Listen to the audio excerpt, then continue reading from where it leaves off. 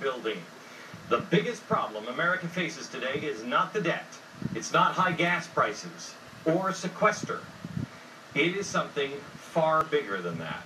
It's called right and wrong, good and evil. I can't believe the world we live in now, where people don't know the difference between the two anymore. Large sodas and trans fats are banned, while late-term abortions are championed. Good and evil, right and wrong.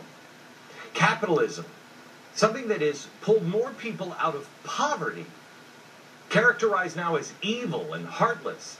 Those who want to spend less and bring down our debt so our children are not saddled in slavery, they're also called evil and heartless.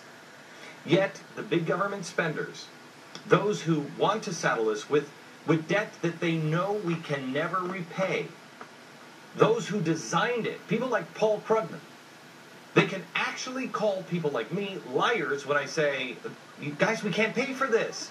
And in the end, you're going to have to raise taxes. In the end, you're going to have death panels. They're deemed as genius, even though now we have somebody, Paul Krugman, one of the designers, saying those very things. Watch this. There is this question, how are we going to pay for the programs? The year 2025 through 2030 is something is going to have to give. And probably in the end, well, surely in the end, it will require some middle class taxes as well. And we're also going to have to make decisions about health care. Not pay for health care that has no documented benefits. So the starting version, I shouldn't even say that in trouble, is debt panels and sales taxes is how we do this. But it's not that far to reach. Death panels and taxes is how we will do this. We're the bad guys, you and me, because we said that's what's going to happen. Here he is saying it, and he's still the good guy. Do you remember Romney with the whole 47% thing, where they took a hidden camera and they played it over and over and over again? Here's one of the architects of what we're doing, talking, using the same language, and saying, I shouldn't say this because I'm going to get in trouble, using the language death panels, and no one is covering it, because he's a good guy. Right and wrong, good and evil, we don't know the difference anymore. People who believe in small government, Tea Partiers, we're having a war on women or a war on race. A war on women. Meanwhile, this is a guy in Colorado.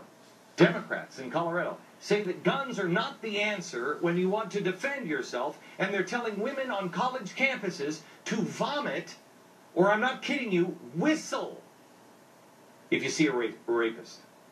I'm sorry, but does any dad ever say that to their kids? If my daughter is afraid of being raped, I say, go to the shooting range and learn how to shoot a gun. Right and wrong, good and evil. The police acted stupidly. Remember that? The police acted stupidly, yet cop killers like Chris Dorner are glorified. Millions of law-abiding, gun-owning citizens are treated as criminals and are being told right now to disarm. While, at the same time that's happening, law enforcers are being told they could lose their jobs, and many in progressive cities like Detroit have lost their jobs. They don't have any guns to protect themselves. So what's going to happen to them? The lines between right and wrong have been blurred. No, they haven't been blurred. They've been erased. And I am afraid that we are going cold inside. Bill O'Reilly is going to be on the show tonight, as is Dr. James Dobson. And wait until you hear what they have to say. I want to show you a very clear example. Now, this is happening in Dallas, Texas. If it's happening in Dallas, it can happen anywhere. A 33-year-old career criminal who had been in and out of jail since 2003. He's got an 18-page rap sheet. Arrested half a dozen times on theft. Well, he was at it again on Monday. He was trying to break into a home of a guy who was living in not a very good neighborhood. He was an elderly man. He was all alone by himself. I want you to think of your mom or dad at home alone. And then somebody making a racket trying to get into their first floor window.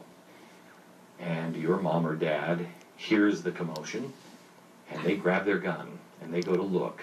Now here's your elderly father, seeing a very large man trying to break into the house, and actually pulling himself into the house. What do you want your parent to do? Do you want your elderly grandmother or grandfather, your mother or father, to stand there and warn him and hold him at bay? Or do you want them to shoot? I want them to shoot.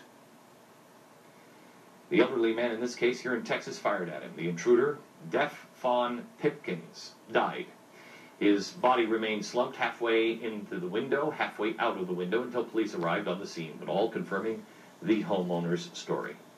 Common sense would indicate that the homeowner, not knowing the intent of a man trying to break into his home, I don't think it takes a rocket scientist to figure out what he was doing. At best, he was going to steal from him. Common sense would tell you that man was more than justified in defending himself. Texas law, the Castle Doctrine, also protects homeowners by stating that the homeowner doesn't have to retreat, doesn't have to do anything, can shoot if somebody breaks into your home. Clear-cut case.